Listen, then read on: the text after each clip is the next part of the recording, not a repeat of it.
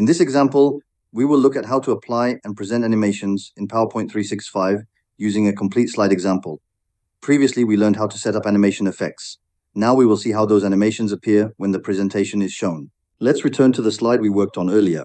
First, we select the objects that we want to animate on the slide. We then apply the desired animation, for instance, a spin effect.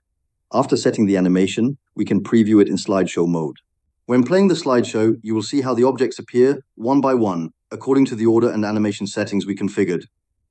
This step helps visualize exactly how the audience will experience your presentation. This complete example shows the result of animations applied to multiple elements. It helps you understand how animations can enhance your presentation by adding movement and visual interest. Depending on your presentation style, you can adjust the animations to make them more professional or subtle. Use this method as a reference to improve your own slides. With a clear setup of animation sequences and a well-planned display, your presentations will be more dynamic and effective in delivering your message.